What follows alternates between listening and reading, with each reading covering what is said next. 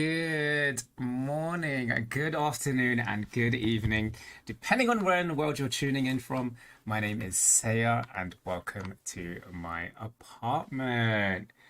It is a Saturday, which means it's RNG Saturday. So we are running a random game, which we will jump into a little bit later on. But yeah, it's been a while since I've done a marshmallow, and it's just because I've been collecting them, a bit like Pokemon cards, I guess. So we've had a couple of marshmallows come in over the last couple of weeks, and yeah, it'll be cool to kind of just jump into that, and we're going to tackle those. As per usual, I will be updating these things onto YouTube as well, so that you can all watch it. Um, so, without further ado, let me just take a little sip of my tea because I am British.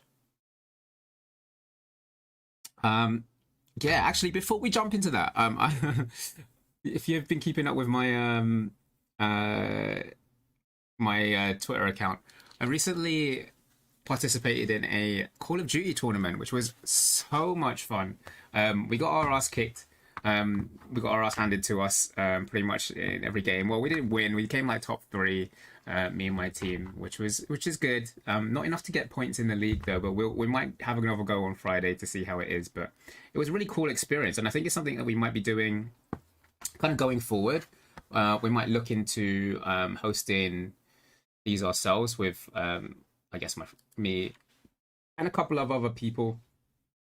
So we'll just kind of see how it goes and see what the feel is. I know Call of Duty isn't really a VTuber game actually. It's mostly like Apex. If anyone's playing any FPS, it's usually Apex. I don't. I think the only person I've ever seen play Call of Duty is my girl, Shishiro. So Botan. She is probably the only person that plays FPS. But that's her thing, right? She's an FPS queen. She's a queen in general. Shout out to you. um, so, let's have a look at what some of our marshmallows are saying. So, let's bring up the first one. Do. Actually, should probably introduce this properly. We're about to jump into our marshmallows. Say says. There we go. I think now that we've introduced that one properly, let's open up the first marshmallow. Okay, here we go. Ooh, let's bring that forward. How do I make more VTuber friends? That's a really interesting one to put forward because it's really simple. Actually, really simple to I say simple. It is hard for some people, I know. But it's actually really easy to just message somebody and be like a VTuber on Twitter and just be really open. And he's like, hey, hi, I like some of the stuff you do. If you're genuine about it, like you genuinely want to find out about them and get to know them and be friends with them, then you know it's gonna show. Say for example, there's a lot of people that will jump into Twitter accounts and start acting people and say, "Hey, let's be friends," and you never hear from them again. And I think that's your mistake. The first mistake as to how to make more VTuber friends. You have to make sure you keep that interaction up. Whether it's sliding into their DMs, and trust me, like if you saw my DMs um, on my Twitter account, like I slide into so many people's DMs, and there's people that will come back and they'll maybe message me back and say, hey, sometimes I get ignored, but that's okay. Like if I'm reaching out to people, it's because I'm reaching out to them for a genuine reason. From my point of view, the people that I make friends with on Twitter and the VTubers I make friends with on Twitter, I should say, I take the time to kind of click into them and click in and visit some of their links and watch some of their streams, their past streams, and see what their content is like. So this is going to sound really bad, but actually for me, I'm quite picky. There are people that I follow who have incredible designs and incredible rigging, and I'm guilty. I am totally guilty of following people because of simply of aesthetic. Um, but also on the flip side of things, there are people out there, some VTubers out there that may not have great aesthetics, but their content is brilliant, and I think that they're highly entertaining. And I'm gonna like shout out a couple of people recently that I've bumped into. I can't even remember how the interaction started, to be honest, but we got there's two cryptids. I'll pop a link in at them, but it's actually, what is their I don't even know their Twitter. So at Jingle Riot, there you go, and at Vendra Ducky. There's these two little cryptids, and I find them hella entertaining. And they haven't got like a lot of followers on the Twitterverse. They do have quite a fair amount of Twitch followers though, and they're both affiliated as well. But like ultimately, their content is pretty damn fun to watch, and that's the reason why I will make friends with them. And I think that's what you should be taking that approach with other VTubers. If you're going to make friends with them, then don't just reach out to them and say, hey, I want to be friends, which I know is the general consensus in the VTuber community, but like you need to come in with the intention. And I know what you're all thinking right now is like, why do I have to do all the work? Listen, it's a two-way thing. You do have to put in the work, but if you sit there and wait for people to come to you, that's not going to get you anywhere. There's this thing, you know, people don't hand you stuff on a silver platter. You kind of have to work for it. And even if it is presented to you, you still have to take the initiative to use your hand to take whatever is on there. So, yeah. Hey, what's going on, Raina? It was good. We won a couple of things. I posted a video up on YouTube, so you can check that out. I think I tweeted it out earlier as well. It's like a 6-minute video of some of the highlights of it. But it was good, and I like was, you can't see my hands, but I was this, you can feel my voice, this close to like fully going rage mode.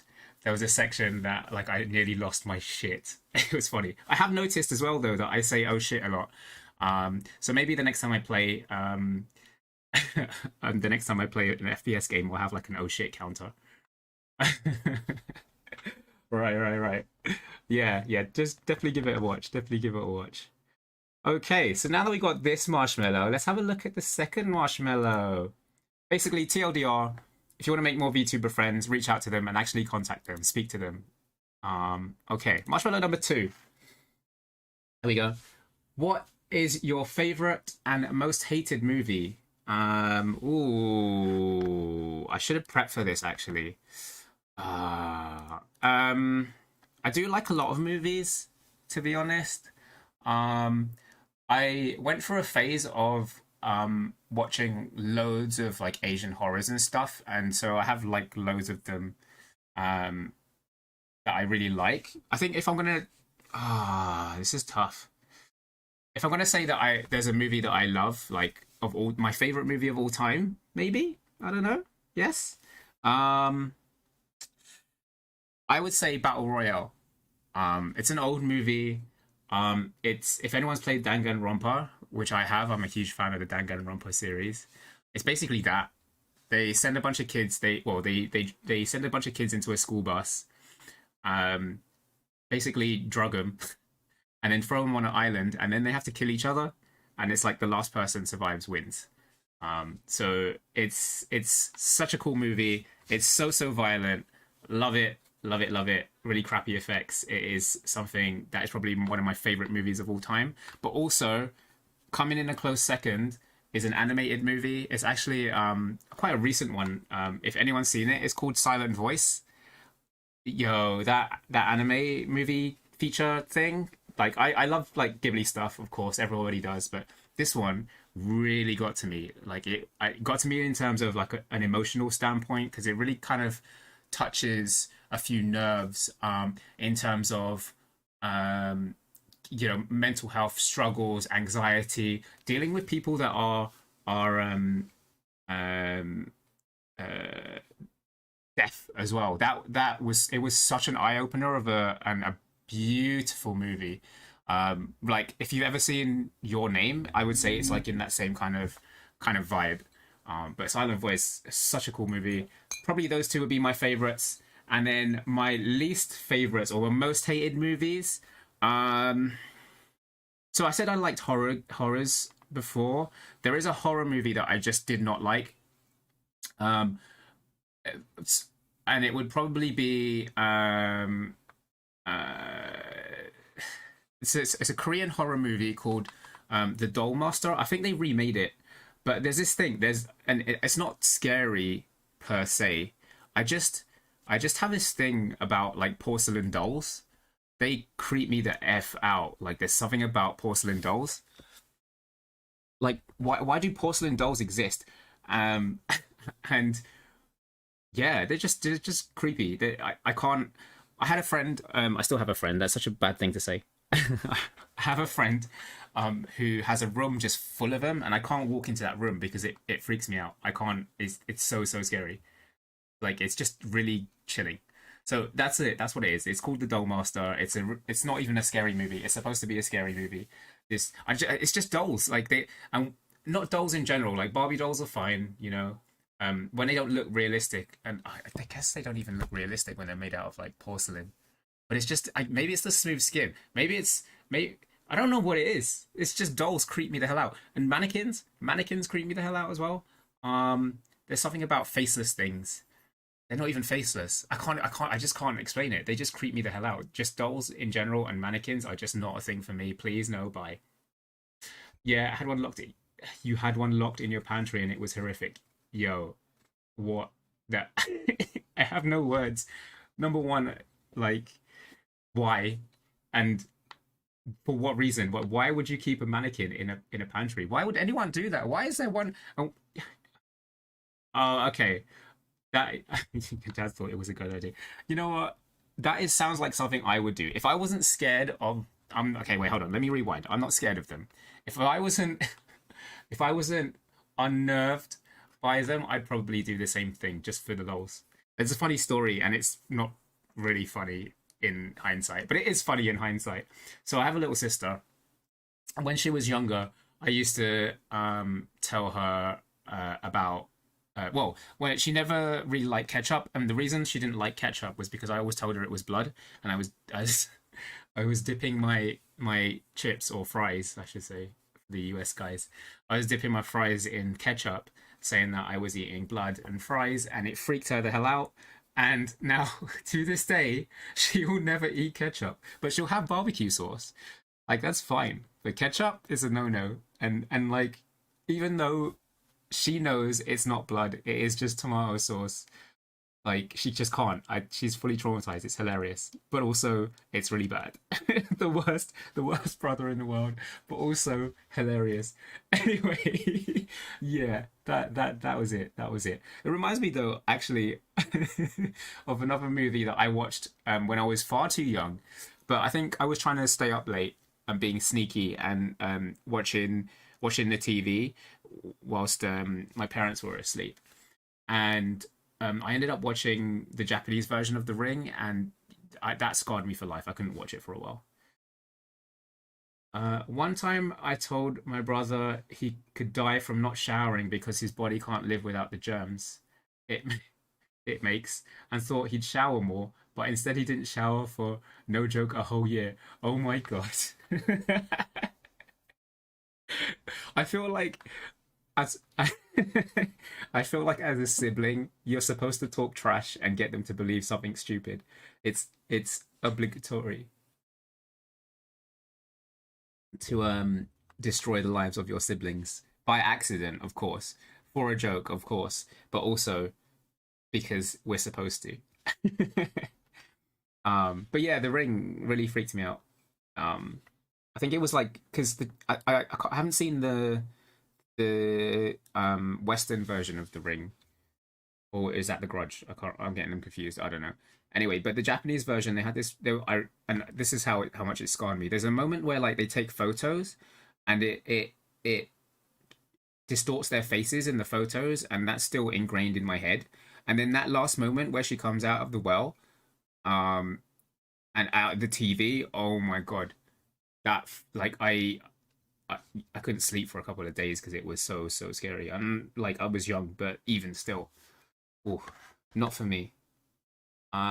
Okay, let's check the third and final marshmallow for today.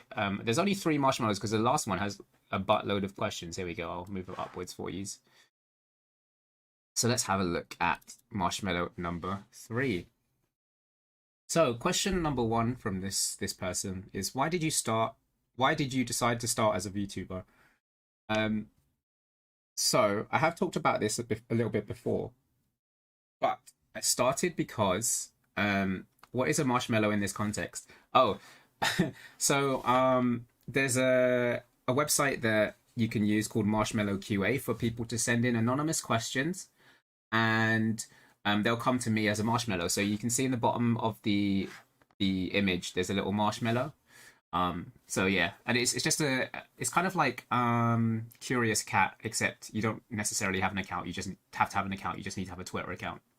But this is how people can send me questions to hear my advice or my lens. I try not to give advice because I don't think people listen to advice. This is another conversation that we can have another time as a coach that I am. But yeah, I try to give them another perspective to look at. Cool. So why did I decide to start as a VTuber? Like I said, I did mention it a little bit before in my first ever stream. But I used to be able to stream, or I have previously streamed as part of my day job a while ago when I was working in the video games industry. So I've streamed for a couple of companies that you may or may not have heard of. And I wanted to stream for myself, but I couldn't because it was a clash of interest. And so I was never really allowed to. And then I joined a new company, and here we go. We started to. I was like, you know what? Let me start up streaming again, but do it for myself. But then I was like, I don't really want to do it as me. So I'm gonna do it as me from the other world, which is me here. That's the worst explanation. But yeah, so that's how Saya was born. He came into existence.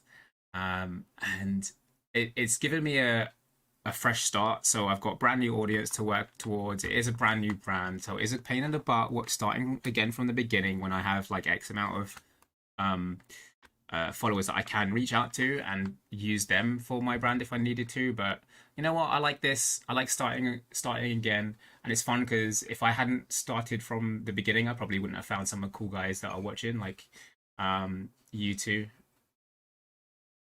Yeah, you too. Um, and yeah, so that's kind of why decided to start, really. Also, a couple of my friends and stuff have always been telling me to do like TED Talks and whatnot. And I feel like this is a better platform to just have sections where I can talk about stuff and give people advice if I need to. So this is how the Say It Says segment came into play as well. Number two, who made your avatar for you? My avatar was made by a lovely lady called Xiaojing, and she is really funny. So I created my image in Vroid, and I suck with Vroid. Like I'm so bad with it. But the premise was like the hair was pretty much the same in Vroid. I used the little pen icon to draw all of that stuff.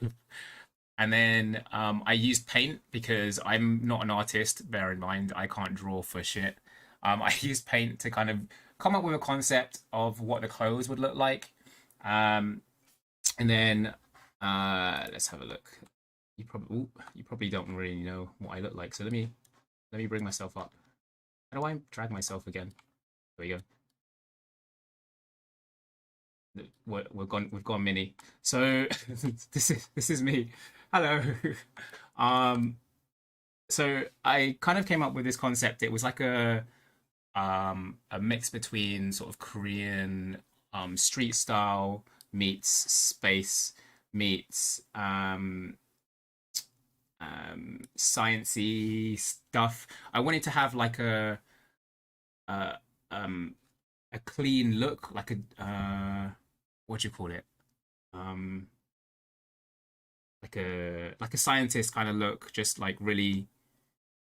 I can't even think of the word, but yeah, just like a clean kind of look. And then I was created with this kind of stuff. I designed ish the jacket in paint, and then Of course, Xiaojun basically changed a few bits and bobs. I was like, oh, yeah, I like this. And if you're wondering what it says here by my crotch area, it says undocking in process. So what I'm undocking, you'll have to find that out. But look at this, look at this. I've got packs for days as well, full on workouts. So it's um I have that's pretty much the whole body. I barely use the entirety of my body, but it does exist. So yeah, but it was cool to have her look at my initial design and then recreate it and make it a little bit better. Oh, actually, one thing I'd love to show you all is my shoes, because I love the shoes. Hang on, we're going down. Look at these. Look at these things. Um, yeah, so I had a creative process with everything. And I had it in paint, and I love the fact that she designed it all in live 2D, and basically made what I look like now. Took my concept and made it better. But I guess that's what artists do, right? They're just really good at that. The only thing that I changed originally is my eye color. I think my eyes originally were sort of blue, like a dull blue, more like a teal, I guess. And then I changed it to purple to match the fact that um, the whole point of me is that purple is my genetic inheritance. So my purple hair is an inheritance from my family. My name is an inheritance from my family. And actually, um, Rudaki and Rina, you probably don't know this, but my name, Saya Tel Aviv, is actually violet hues backwards. So it's a fully purple theme. And I know purple is one of your favorite colors, if I'm correct, Reina. Okay. Um, I know, right? Surprise law. How long have I been a VTuber? I have been VTubing since October. And I was VTubing as a Vroid in October, and then I had a live 2D debut in December.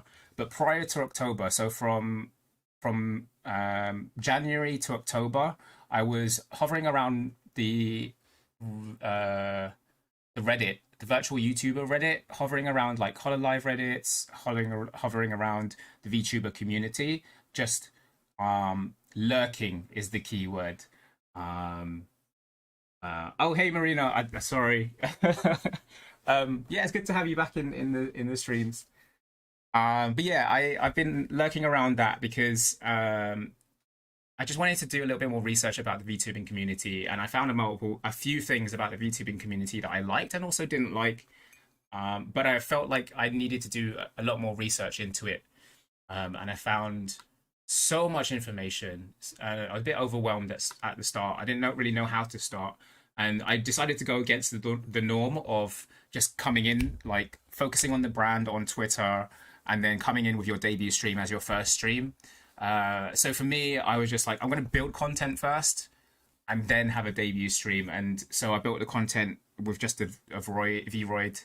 And then after the live 2D debut, that's when I started using this one and haven't stopped using it since. So there we go.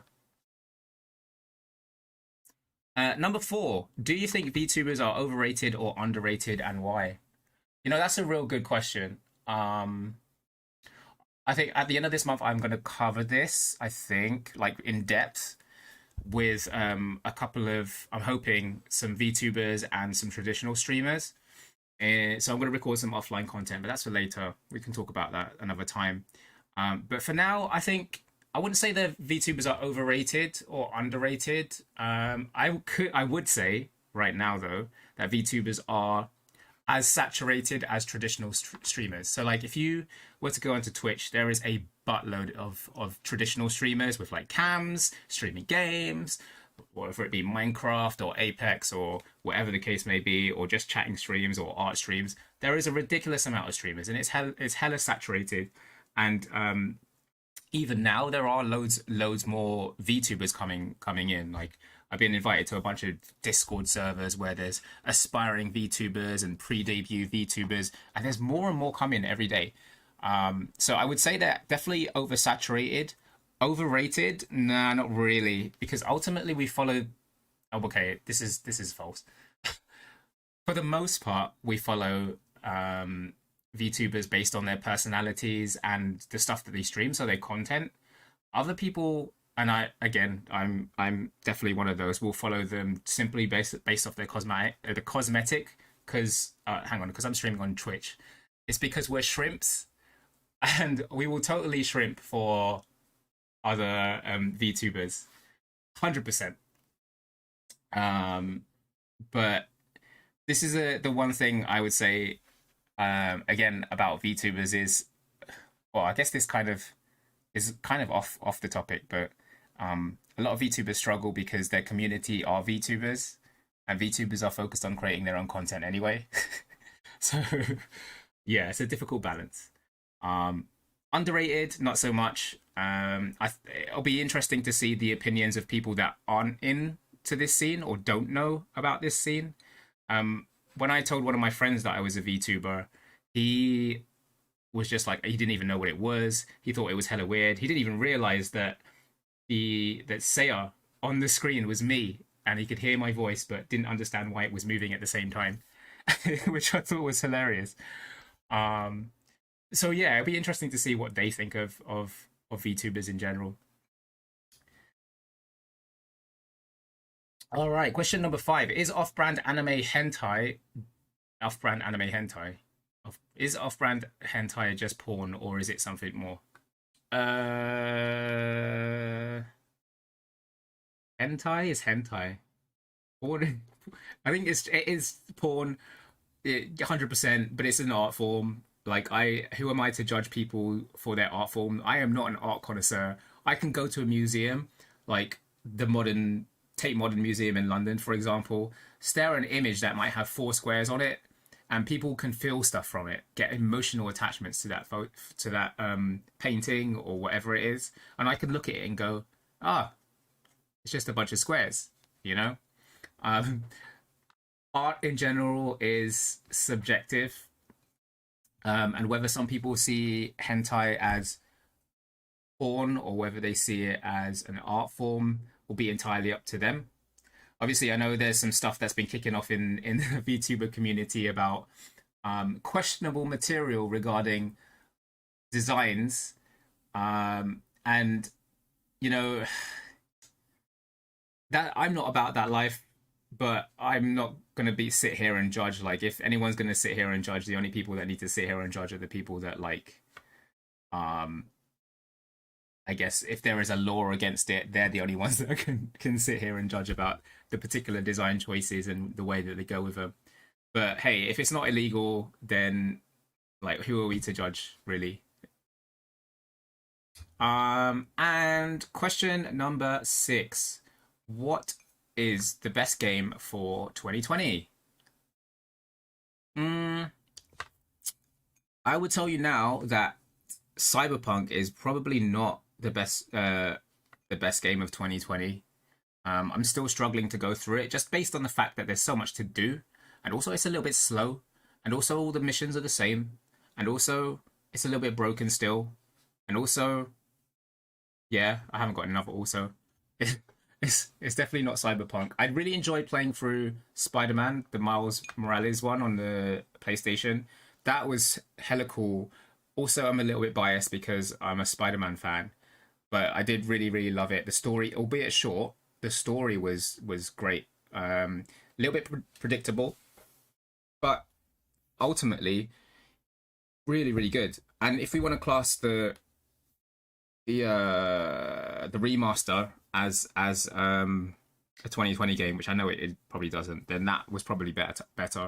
But like I don't think 2020. I genuinely can't remember like the releases for 2020 or anything that really made me go, holy crap, this is the best game of 2020, because I'm pretty sure there weren't that many games in 2020. Let me do a quick Google search. Games of 2020. Uh oh, Animal Crossing. Uh, Debatable. Um, what else do we have? Yeah, Spider Man's in there. Fall Guys is just a meh game. Um, Watch Dogs, Marvel's Avengers, Crash Bandicoot. Yeah, I'm looking at this list of games in 2020, guys, and I'm gonna tell you this that there is Sweet F all that I would say is a great game of 2020.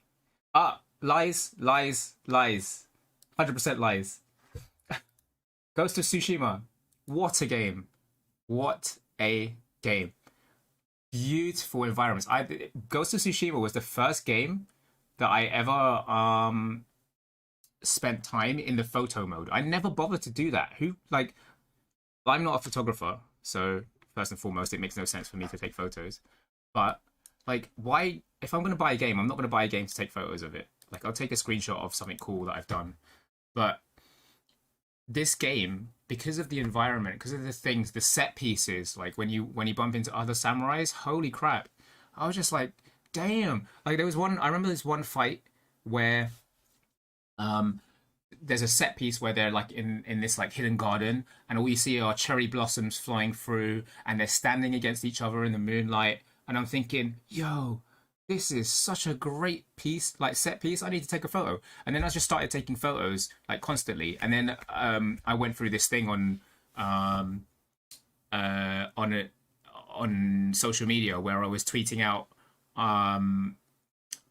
alternate start screens. So I'd throw the Ghost of Tsushima logo straight in the middle, and it would be like a start screen, I guess, of and it would just be my screenshots with like alternate start screens, and they like the amount of hits that I got off of it. I was just like, holy crap, people really like this stuff.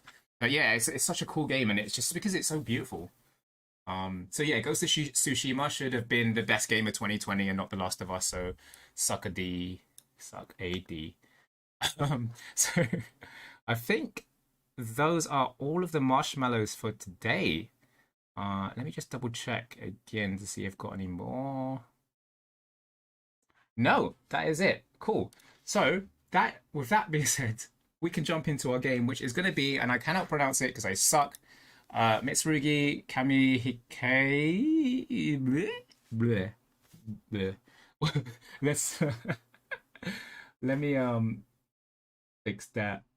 Make sure that's all good to go this time, because as per usual, I tend not to set them up properly. There we go. Should be good. Yeah. Okay.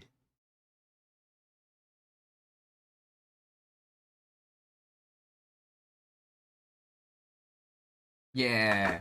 So this is the game. Let me turn the volume up on this thing. It's a game about anime girls. I have no idea what it is. I think it's a hack and slash. There's a tutorial, but you know, we pros out here, we don't need no tutorial. Who plays a tutorial? I've already had this discussion with others about playing tutorials. It's just not a thing. So this is apparently Misa. And it's an old game, by the way, which is why it looks the way it is. I can't even.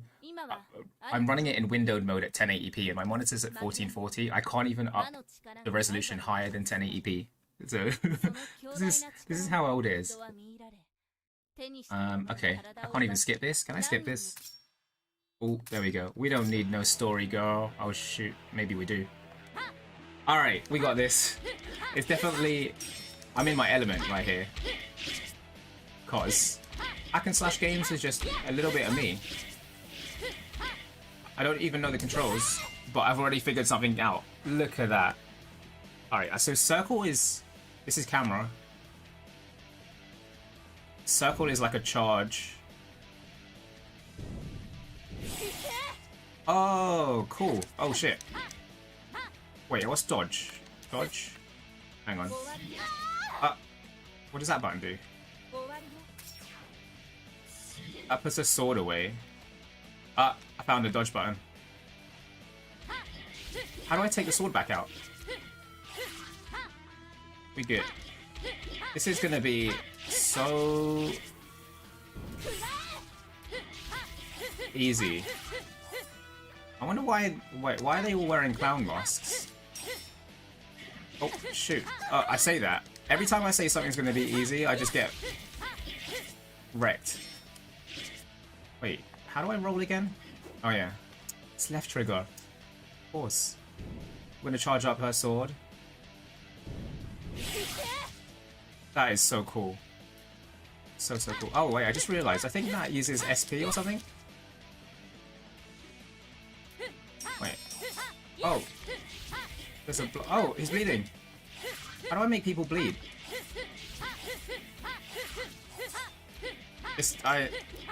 I'm literally just button spamming right now.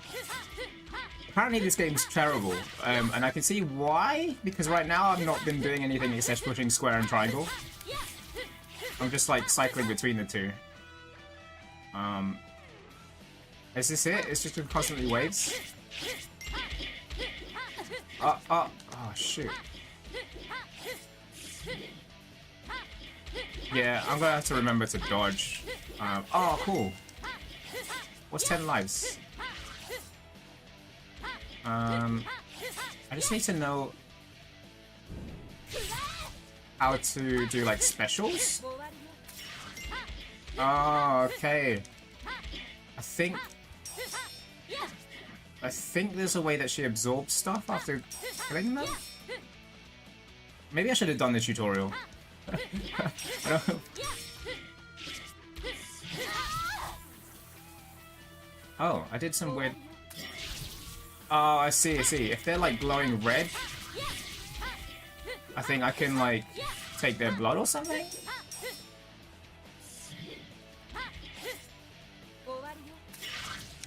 Oh, yeah. I don't know what I'm doing right now except from... Oh, do you know what this actually reminds me of? I really want to play, I should probably see if I can get another copy of that. But there's this game called Lollipop Chainsaw. Ooh. And, it was made by, directed by the... I can't remember what it is. It's directed by someone big. Anyway, Lollipop Chainsaw. I really want to play it again. I think it's a hack and slash game where you're a cheerleader with a chainsaw, and it's, I think it was Suda61 who made it. But yeah, there's an achievement where if you look up their skirts, like, you get an achievement. Oh, that's... But I don't endorse that at all. Consent, you know? Oh, shit. How do I block? There's got to be a block button. X is jump. That's the thingy thing. So cool.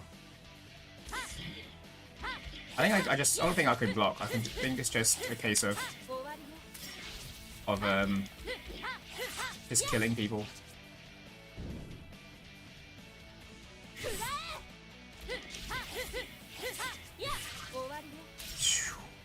I love that finish. It's so cool.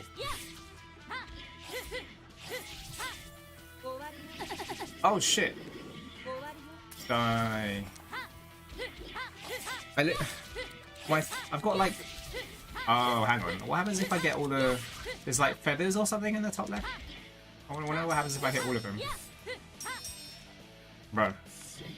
How do you block? Oh my gosh. What the frick? Oh my god, on my health. Oh, there's not even really a button to lock onto onto characters either. Like this game didn't think things out properly, did they? Like I can't lock onto characters, so I don't know where I'm hitting essentially.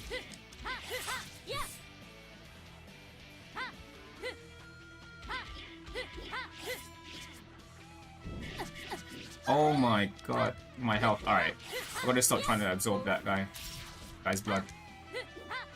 Oh wait, does that give me actual health?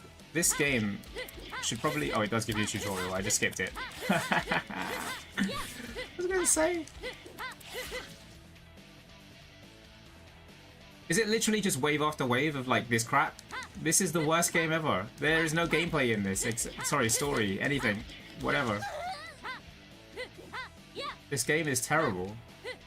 How much should I pay for this? And how do I change their costumes?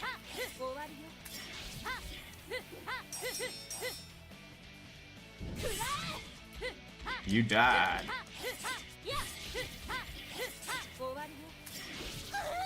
Really? Why are you running my combo like that, fool? Guys, if I'm gonna recommend this game to anyone, I recommend it to people with no brains. Because I can literally just sit here and spam square and triangle the whole time without really aiming. Like, I don't know if you can hear this. This is all I'm doing. I'm using my one thumb to cycle between two buttons. And oh my god, there's a third wave. And then every now and then I'm pushing left trigger to just dodge. I don't actually have to try at all. And I don't know how to turn the specials on. I don't know what's going on because I didn't read the tutorial because I'm smart. I just know that she's got her sword in and... Oh no, I've ruined a combo. Me have no brain, perfect demo, right? This is... I should find more games where you do nothing. Actually, I do have an idea of a game that I want to play next week. I just caught it. It's called... actually, I don't know what it's called. But it has cupcakes. And everyone loves cupcakes. I definitely love cupcakes. Cupcake Smash? Cupcake Race. Cake Bash. Cake Smash? Cake something. But it's cool. And... Oh my god. Oh my god. And, yeah.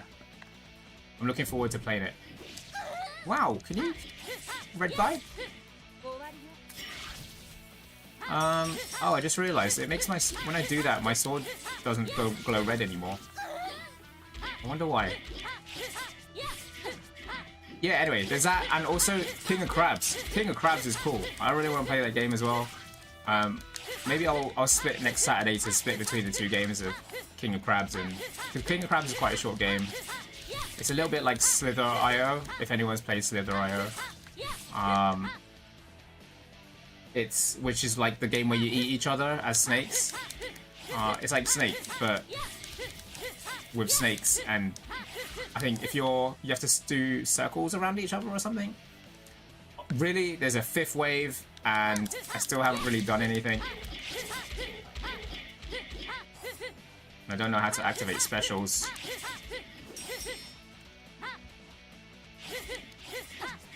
Oh, you ruined my combo, you bitch. Oh, you ruined my combo too.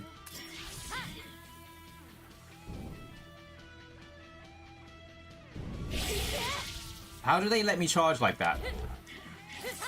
This is like, you know, in like pretty much every anime where they take the time and they sit there and watch you do your stupid shit, and then they're like, oh, you shouldn't have let me level up, or oh my god, whatever. It's just literally the worst. This is honestly one of the most boring games I've ever played in my life. This is so funny. Like, even the like, if I think about the other hack and slash games that I played, like Hyrule Warriors, is it? Like, that's got a storyline. There's a couple of special attacks, you know. There's just a difference in how people... Or maybe if I tap buttons at the same time, it will do something. What does this button do? Nope. Nope. What does this button do? This button? This button? This button? Oh, I've already done this one. Have I already killed the boss? What the hell? No, I haven't. Why doesn't... Oh, I have now. Why does the boss not have any actual health? Why does nobody have any health? How come he wasn't even the boss? There's another one of these strange creatures. Let's just hold circle. How long can I charge this for? That long? Wow. Please. Wow, it's so exciting. It's just... I mean, I did read the reviews for this thing beforehand, and they did say it was like an okay hack and slash game, but there's no story, which I get, because there definitely is no story. But also, I wouldn't say this is a good hack and slash game, because it kind of sucks. Also, reminds me that this is my train of thought. This is what happens when I play games sometimes, is I go into different modes. You know I'm in concentration mode because I go quiet. I don't know if other people have that kind of thing. But yeah, if I go into like quiet mode, it's because I'm like in full concentration mode and I'm just like trying to win. But I have this thing like where otherwise my brain will just go into different overdrive, or it will just go into overdrive and think about different things. Like,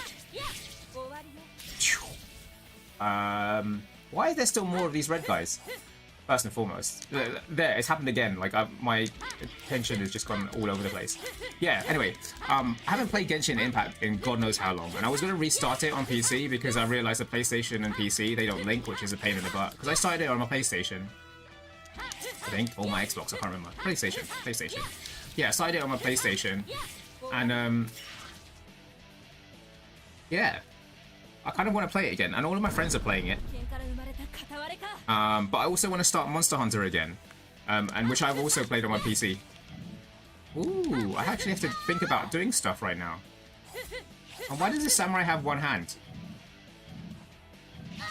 Why does he always get me with that one shot? Why? How do I actually need to read this? Jun wants to play Monster Hunter. Yeah, okay. I'll play Monster Hunter with you guys. I'm down for that. When I last played, I was like a pew pew person. What are they called? The gun lance? No, not gun lance. What's the other one? Bow, long bow, large machine bow, LMG, light machine gun, whatever it was. Bow gun. Oh, it's a bow gun, for God's sake. Yeah, I was a bow gun. So maybe I like playing as like the hammer as well. I think that's always fun. I never played as the swords, so I don't know what they're like.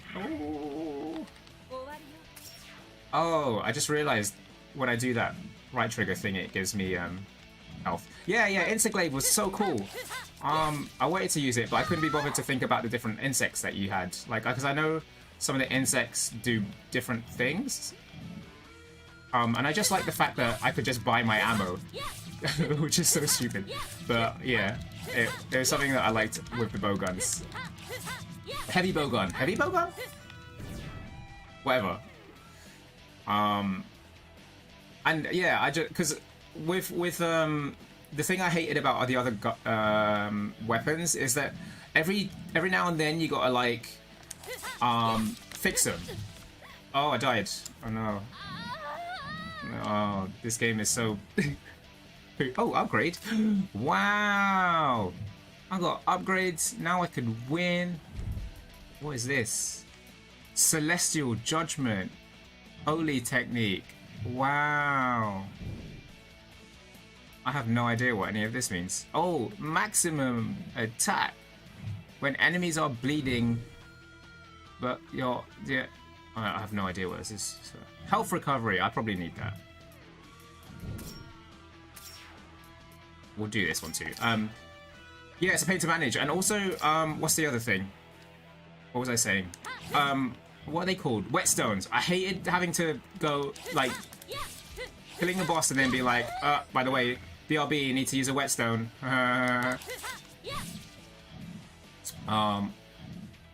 Also, I'm not that great at dodging, if I'm going to be honest.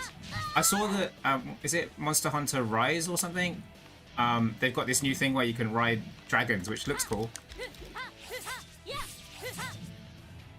Ooh, why are you... Why?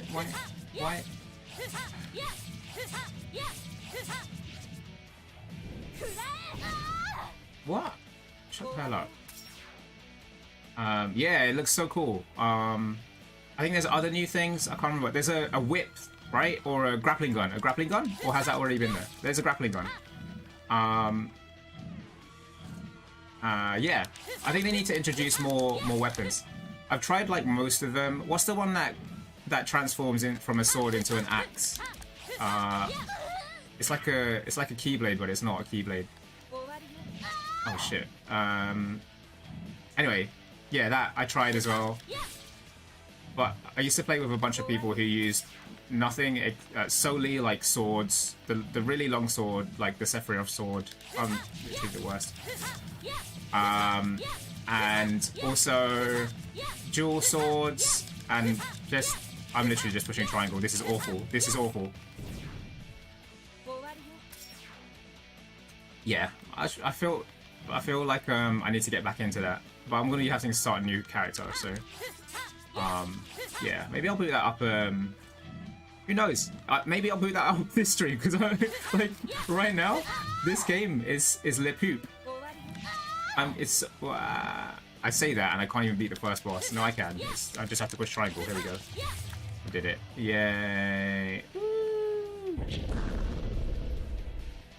I think it comes out soon. I don't think there's a demo for it on the Switch, so maybe I'll download the demo and see what's going on there. Let me get a new combo, wombo combo. Let's get this Celestial Judgment. Want to know what that is? Maximum health. Can't buy it. All right, let's save. Oh, there we go. Look at this go. Oh wow, so good. What? Second level is the same arena, but slightly different enemies. So cool. They need to introduce more weapons, I think, into Monster Hunter. Like, I like the concept of the music one. I forgot what it's called. I think that was a cool concept, but I can't remember combos on the fly, especially when I'm getting eaten by a giant Rathalos, you know? Yeah. I really liked some of the armor in them as well. I can't remember what it was. Was it a Renoplos? If you kill the Renoplos, you get like this teddy armor. So cute. Love that. And I love the Palicos. The Palicos are cool. I think when I was playing before, I had... What did I have? I had something that was like the Final Fantasy one. I can't remember. But I like that there's loads of what are they called? What are they called? Crossovers. Oh my god, brain was like not thinking. Yeah, crossovers are cool. Palicos are the greatest things ever. Absolutely. I think maybe I'm making this up. I feel like there was a Monster Hunter game where you could play as a Palico, but I quite enjoyed that. Otherwise, I'm making it up, and if I am making it up, it should be a thing. I think there's a time where you can play as a Palico. I'm gonna have to like Google it or something, because I genuinely feel like there is a game where you play as a Palico.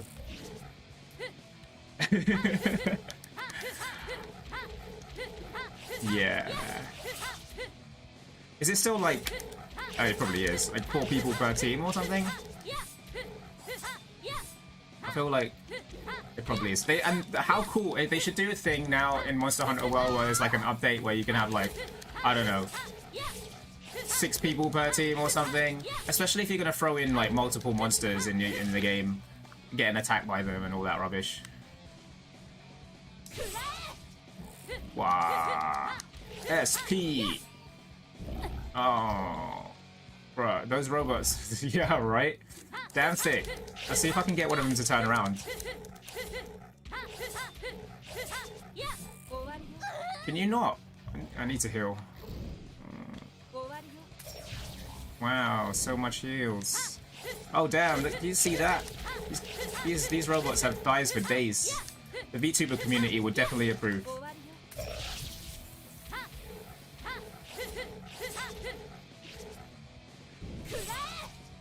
Like, forget the anime girl. We got thick robots out here. Can I not attack when I'm in the air? What's the point of a jump button if I can't attack when I'm in the air? This is stupid. This game sucks. Damn, girl, where you get all that mail?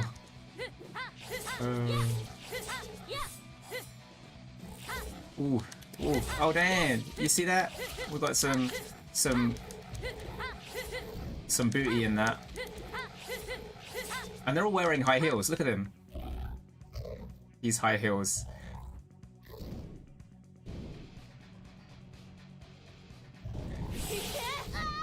Really? You can jump over my attacks, but I can't jump over your attacks, man. You suck. Wow. Hello. Welcome to this really dead game. I was hoping this would be a little bit more exciting. Actually, Senran Kagura is probably a lot more exciting because clothes are involved. But hey, we've just discovered that this game, which is really not fun. We're talking about playing Monster Hunter with you, so you know, I have a fresh account. I think I just basically got it for PC because I've been playing on PlayStation, and I wanted to get back into Monster Hunter, as it's been a hot minute since I've hunted the monsters. Yeah. So we can do some hunting of monsters and stuff, and we can bash them, break their armors, hit them in the butt and the head, and get those things. Oh really? Damn. I wonder why everyone dropped off of it. Like, it's not like it's a bad game either. Yeah. I feel like I think that's why I mean, wait, hold on. Let me refresh my head. Does it matter if I'm like low level? Oh, it does, doesn't it? Because the monsters scale, don't they? Dirt. You got the, yeah, that's true. No one to play with as well. I think yeah, I don't know. I had the same issue with Genshin Impact. Like, I really like Genshin Impact, but also like, I don't know. And if you have 3-man team or more, they increase it in the difficulty. Oh yeah, they do, don't they? You're right. And I think maybe that's one of the reasons I played the bowgun, is because like it's really easy to kill monsters with a bowgun when you're playing solo. Oh, hey, we're all good now. We got VTuber friends. They all over the place. I already did a segment about how to slide into people's DMs for people to play. So maybe we can start a thing, you know. We can have a little segment where we play the Hunter of Monsters, and it will be the best stream ever because everyone will just be what do you call it? Whacking your friends into the air, which is what I did with the hammer. And literally be super into that. Yeah, I'm down. I like that. This one is special. Little green monster.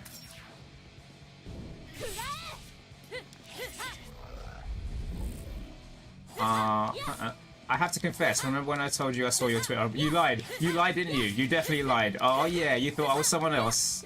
I knew it. Go on. What's the confession? I actually want to follow you that time, but you didn't. Oh, why? I feel like oh, I was literally gonna say that. I was actually gonna say that. I feel like people find me intimidating. I had the same thing with because when I first started, I did a lot of collabs, US collabs with a VTuber called Serena Penguina, and it was completely accident. Literally, she was like, "Oh hey, I'm doing this quiz about VTubers, and I'd love to hear like your opinions and stuff." And I was like, "Oh snap! I've seen this quiz and I answered it." And then she was like, "Oh, anyone that's answered this quiz, can you come in to want to do a collab?" And I was like, "Yeah, I'll do that." Anyway, she said the same thing. A lot of them find me intimidating. I don't know what it is. Is it, one of my other VTuber friends said she found me intimidating at first because I'm toxic. which is half true. But yeah, as in toxic in the video gaming thing, like I just shout at people, which is true sometimes. But it might have been because I was playing. I might have been like streaming something, or it might have been a video with some of my friends. And as an actual IRL like skills coach, I'm much nicer. I promise. Like I don't crap on my my teams and the people that I coach, but I will on my friends because I know my limits with them. It's just your channel is so well. Really? How is my channel so well made? you realize all my scenes are made in paint, right? I literally, like just standard paint. My channel is like literally just copy pasted stuff, but okay. Yeah, I think it's yeah, I can see where you're coming from, and I think it's just because I've had a little bit of experience with that kind of thing. Also, I've had loads of VTubers say that they found me intimidating based on, I think one of my tweets went like half viral, and it was about the Niji Sanji editions, and I posted like a thing saying that like even if you're brand new to VTubing and you don't think you're gonna get into the Niji Sanji stuff, like you should do it, because the questions in the interview process and the actual document will help them to build their channels and like what they wanted to do and their goals and stuff. Anyway, I made one of those tweets and it went viral, and everyone was like liking it and retweeting it and stuff. And then so everyone thought I was this genius like VTuber who knew. Wow, that was a scream and a half. Everyone thought I was this genius VTuber that knew exactly what I was doing, but it's only because I've done some stuff, and again, like some of my actual real life experience, like I've played about with things, and they find that intimidating. And I get it, because a lot of VTubers start from scratch, right? A lot of VTubers don't have any background in what do you call it? I'm trying to think. Like marketing for one. I'm just going to run around whilst I discuss this. We can all enjoy Misa's, but yeah, a lot of people don't have like marketing experience and branding experience and talking. And the only reason I sound so professional or well spoken is because I have had a lot of time actually standing in front of crowds and delivering keynotes. And so like if you saw what I did in back on, here we go, we're gonna take the law route. If you saw what I did back on 333, then you'd be like, oh snap, that makes sense. I get why Seiya can talk the way he talks. And like I think the biggest crowd I've ever got in front of to like talk is maybe a couple thousand, so maybe like 3,000 people. So yeah, but hey, listen, if I can teach one of my team members who's hella shy to start hosting like virtual sessions where she now teaches stuff, hey, you can definitely do it. And it was so funny because she obviously is one of my team members, but one of my friends, and the only way that I got her to be able to be confident in talking in public was through streams. So I used to collaborate with her off stream with streams and stuff, and we used to play things like Dead by Daylight, and then she got like the confidence to be able to. First, she needed me there, like she needed somebody to interact with, which I get. That's the hardest thing to do. Is that interaction and filling that dead air and just like talking to him. Because imagine like nobody's watching right now, and now I have to fill in this conversation of like crap. Like what do I talk about, right? Anyway, I had to teach her how to get over that, and she needed me for a while just to figure it out. And then once she had it down to a T, that was it. Like I let her stream by herself, and she's good to go. Now she delivers sessions like training sessions virtually to people, and she did like I think the last one she did over Christmas was like she had 700 attendees to her session, which she delivered, and I was like, hell yeah. That's so good. We should do a podcast. That's something I always want. Hey, yo, I'm down for it. Do you know what? Like, we could definitely do a podcast. We can do a whole bunch of stuff. I think this group that we got here with all of you guys will make for real interesting conversations, considering experiences, backgrounds, and some of the struggles in general that we've all kind of had, you know. I think I've got some really great topics, and I'll share it with you guys, and we'll see how it looks. But it's like I said earlier, I do have an idea of something that I'm going to be doing anyway. But hey, if it evolves into something that becomes a podcast with all of you guys, hey, I'm down for that. I'm down for whatever. I'm easy. But like usually, again, because I've hosted panels before, like I usually give my interviewers like a full set of questions I may or may not ask them. I'll set them up in terms of like, are you comfortable answering this? Yes or no? There's so much like that needs to be prepped for, and I see VTubers, and this is one thing that if they ever reached out and asked for advice, like whenever they host these sessions where they're introducing another VTuber, or they're doing like a Q&A session or a talk show if they like, or a podcast, they never set up their VTubers for success. And I've been like subject to that in this VTuber community, where some VTubers reached out and was like, hey, Saya, can we have you on this show, or we'll just talk about yourself, your lore, and like interviews and a couple of questions. And I'm like, all right, cool. That sounds cool. Let's do this. And you know, the only prep for it I got was, all right, Saya, can you just make sure you know what your lore is? Can you give me an idea of what your lore is? So that I can ask you questions around it. And I'm like, all right, cool. So this is my lore. This is my backstory. This is everything you need to know. And they were like, all right, cool. And then when I got to the interview, you know, I wasn't prepared for it. There was a load of questions that I didn't know how to answer because I didn't know they were going to go down that route. And I think as an interviewer, or as a host in general, especially if you're hosting like a podcast, you really need to prep your interviewers or your interviewees properly in terms of, hey, you don't want to put your interviewees in a position where they're uncomfortable to answer something, especially in this VTuber world where there are VTubers that don't want to have everything out in the open. There are VTubers that want to keep something secret. And so, yeah, you got to give them a list of all the questions that you might potentially ask them. And it's not to say that you will ask every single question, but at least they know what questions that you may come in with. And then they can prep for them just in case. And then on the flip side of things, you can also have a bunch of... They may come back and say, listen, I'm not comfortable with answering this question, so is there a way that you could possibly avoid this for me? And that will stop any awkwardness within your interview process, or your podcast, or your talk show. So, yeah. Right, exactly. I think that's really, really important to do that. And it's one thing that a lot of the VTubers lack, and it's just based on experience, really, right? It's not a completely negative thing. There's loads of people that can get away with there's loads of people that can get away with just winging it, I guess, 100%.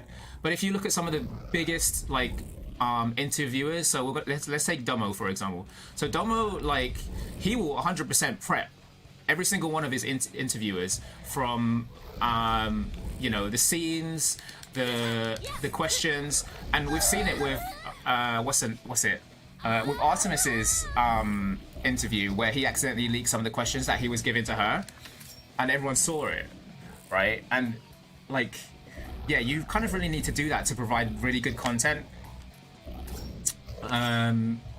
So yeah, preparation is kind of key. I feel like the behind the scenes stuff is the key to real success, in my opinion. The winging it is good for streaming, but the rest is work, and people don't see it that way. Yo, absolutely. There is so much work that goes into streaming, and whether it be coming up with the content, thinking of something to play, like even just adapting as well. Like this game is trash, right? And the only reason I'm still playing it is because we're having this conversation right now, which is more engaging than the actual content itself. Because the content itself is like, I would say it's not too important that you watch it. like there's not that much going on, it means that we can have these really good conversations without the content being distracting. Now, for example, if I was playing something like an FPS game where I needed full concentration, I don't think I'd be able to have this genuine conversation about whatever it is that we're talking about right now, and so I'd have to change the content in order to adapt. But yeah, adaptability is another key thing. Like if you saw some of my setup, like I did post a little tweet earlier of like my pre-checklist for streams, and I was messing around a bit, but like it is a lot of that is legitimate. So I have topics, like a sticky note of topics on my desktop for if I need to figure out what to talk about, just in case there's like no viewers or no interaction from the audience. It's like I need to have something that is going to remind myself to talk about something, and I need a topic. But my brain does it anyway because of the fact that it's always like 100 miles an hour. So I'll always have something random to say about whether it even not be related to the game at all. A story can always lead to another story. But some people, because they haven't learned the skill yet to do that, they do need a prompt. And that's where you can have like sticky notes or a topic deck is what I call my thing. When I'm doing it professionally, it's a topic deck. And it's yeah, exactly. It will help fill the space for that dead air. Because the worst thing you want is, and I see this with a lot of VTubers, and it hurts. I mean, not in like an emotional sense, but it's upsetting to see that like VTubers are saying they're struggling, but I've gone in and watched like randomly and watched one of their streams, and they're dead silent. And it's again, I'm not saying it's easy to do, but it is something that they need to think about. And the problem is, it's not really a problem, but the unfortunate thing is many VTubers aren't aware of this. They're not aware that they're entertainers through and through when they're streaming. And so even if there's nobody there, they have to pretend to do it. It's something I say to some of my the team when I'm delivering stuff. I'm like, hey, listen, like even if nobody turns up to your session, you still have to deliver it. And number one, not only is it good practice, but number two, like if somebody all of a sudden comes in and they're like, this session's been cancelled because no one turned up, they're gonna be hella disappointed. Right. Pick a persona and entertain. And hey, if like it turns out that your persona that you picked in your journey and of VTubing is too hard to keep up, change it. There is nothing wrong with changing it. Have another debut. Screw it. Just be like, hey, I'm still the same Seiya, but guess what? I've got a new backstory. No one's gonna care, right? Because people are still gonna be watching your content ultimately. But you know, I think one of the things that makes this really easy for me is that my backstory, my lore is based on stuff that is me. It's like it's like my Seiya is me. Essentially, this is going to be really weird, but this, like, apart from the colors in the hair of Seiya, my hair is actually like that. Like, it's actually genuinely styled like that. It's weird. Anyway, except it's not purple, blue, and red, right?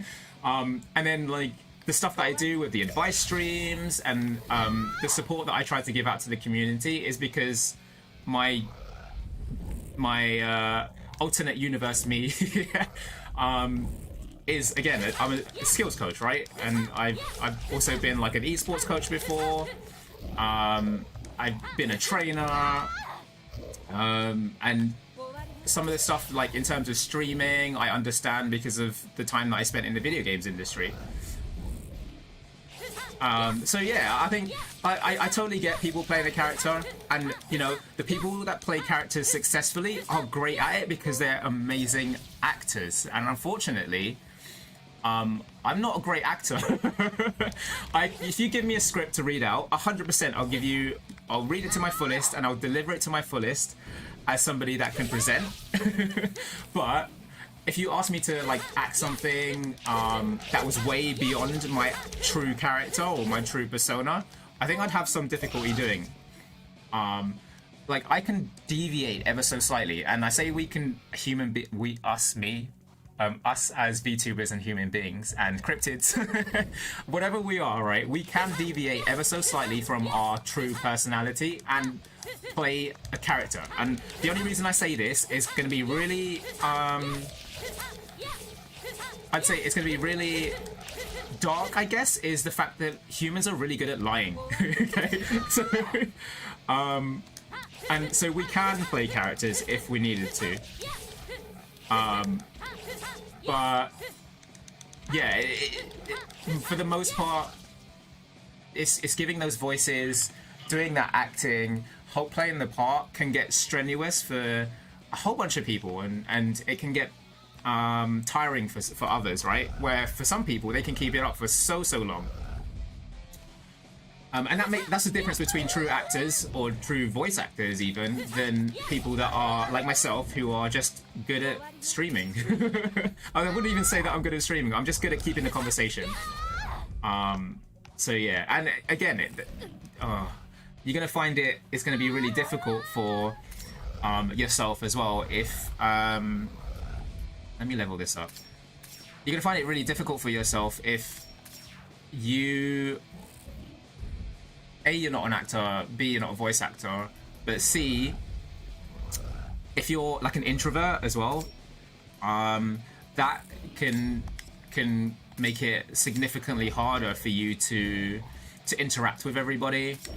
Again, which I understand. But there are ways for introverts to be really good at this sort of stuff, and you'd be surprised how many introverts are really succeeding in the streaming world because they feel comfortable. It's comfortable for them to have a part in a society where nobody can not necessarily judge them, but they can be more open without feeling any repercussions. Risso's good at keeping the persona up because I'm like, yes, alien from hell who doesn't understand humans, but not always playing to that. Right. And, you know, it's the same for me. Like, whenever there's something that I want to explain, but also it requires me talking about stuff that is outside of the universe of me, of Seiya, I revert it to back on my old world. Because I found that was the easiest way for me to have my story and say that relate anything that was, again, to break character IRL, I could relate it to my old universe. Right, like a drag queen, exactly. Yeah, and you know, it's funny. You'll find loads of people, loads of VTubers out there that are really similar to you, but also very different at the same time. But that's what makes VTubers so great. Is there's so many different personalities. Oh my god, so many different personalities, and it's good to have that uniqueness because as much as we say things like, you know, you find people with things in common will get together and band together. Also, people with differences, there's the saying that opposite attracts. So you kind of have to have a balance between the two. I tried playing the Shota part. I realized I can't make the voice. Yeah. Okay, that I can understand as well. But ultimately, you gotta remember as well, like you can make your VTuber whatever you want it to be. So even if you wanted to play the Shota and not have a Shota voice, you could do what Joel does in terms of the fact that he's a guy that's trapped in a porcelain doll's body, right? He's got this really feminine avatar, but his really manly voice. So in theory, you could just go, do you know what? I'm a dude who is trapped in a Shota body, and then you could play to that. So you know, there's loads of ideas that you could juggle. I'm gonna be completely honest. Like my VTuber, the identity that I had, like that whole identity I had that I created is literally just a case of, all right, I'm gonna make something that looks similar to me, and I'm just gonna be me. So I don't even really have a VTuber identity. It was a shortcut to just being able to be a VTuber and stream not as myself, but with an avatar. I used to speak in a very cute way, but it was hard to maintain. so that I started speaking in my natural voice, and a lot of people prefer it. Hey, and I think that's a good thing, right? If people prefer your natural voice, it means you don't have to try as hard to put on one. Like this is my natural voice, and I hate my natural voice. Sometimes it's, but you know, we all hate our natural voices. Nobody likes listening to their voice on either a recording or a stream or whatever it is. Everyone, I guarantee everyone hates their natural voice. But other people you'll find will like your natural voice. I've had people tell me I have like a good phone voice or a good radio voice, or they could listen to my voice just if I was talking the most amount of gibberish. But I have two different voices. I have a presenter voice. I have like I guess a work voice as well. I have a voice for my friends, and you'll hear it sometimes. If you've seen any of my streams where or not even the stream, the video. Why can't I kill this boss? Screw this boss. Anyway, if you've seen any of my streams or my videos, where I'm playing with some of my mates from Britain land, sometimes I'll revert into this like really like full-on British weird accent where it gets a bit like street and all the slang words come out of the blue, and that is completely different because I have a bunch of people that I talk to like that, because that's the society, the community they were brought up in, and kind of roughly why I was brought up in and grew up with and understand. Like the best way to put it is they're my peoples, but I don't live like them. So yeah, I've had this really weird transition. Not really a transition, but a really weird real life career where I've always been in a professional limelight. So I've had to learn to speak like this. I've had to learn to be really eloquent.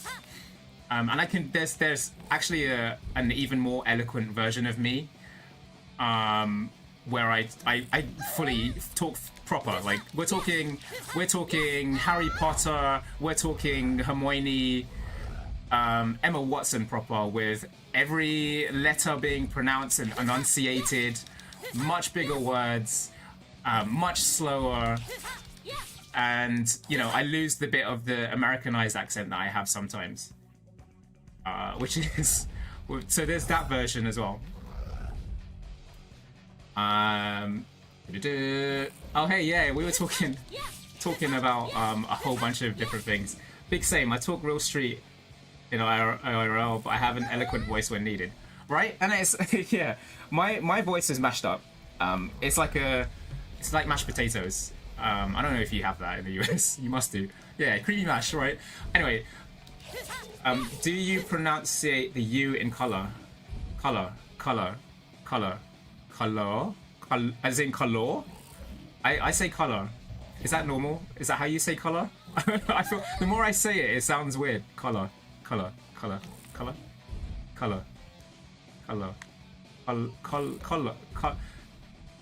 Yeah, sure. I guess we color your. No, we don't say color you. We just say color. I think we say it the way that you spell it, but because I've got just a slightly weird accent, and then it just sounds a little bit funny. Color.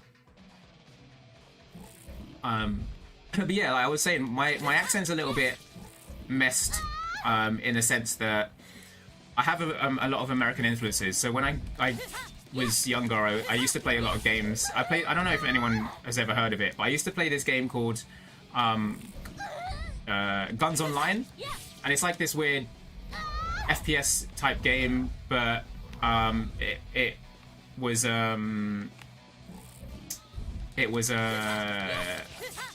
what do you call it? What was it called? Oh, you've heard of Guns Online? Oh, okay. It was like this game, FPS game, where it was built on a glitch, and everyone abused this glitch. But it was the premise of the game, is that the fact if you weren't good at glitching the game, then you kind of basically sucked.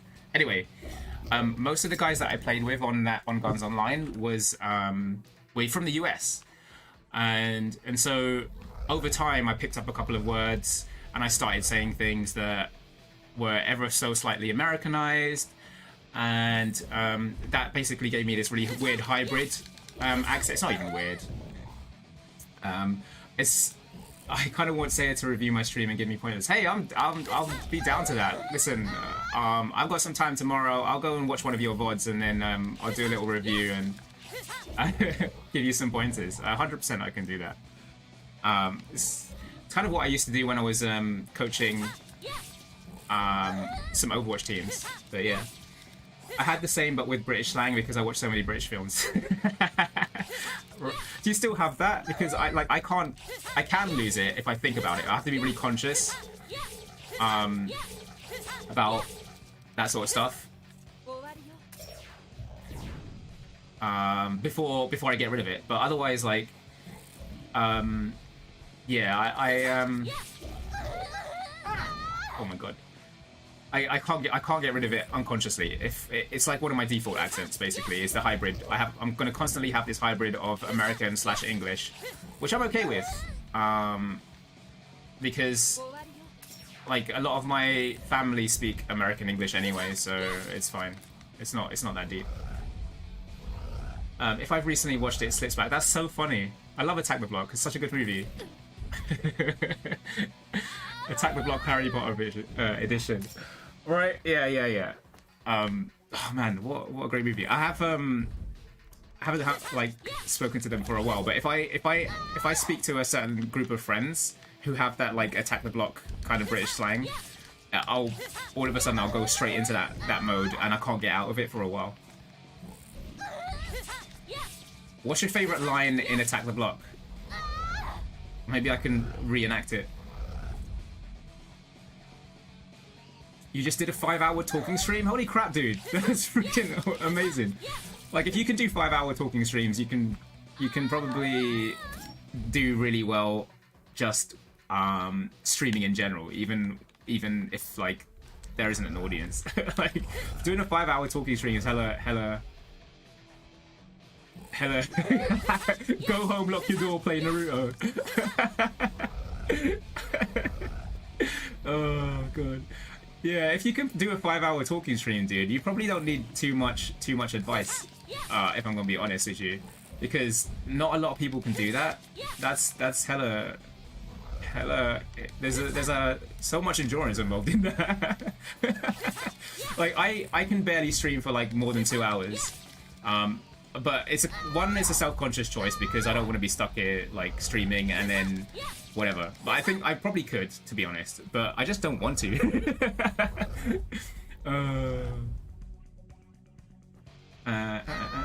Yeah, Vintage is fine, and he was good at talking when no one else was. That's the hardest thing. The hardest thing that every streamer has to deal with is just talking when no one else wants to.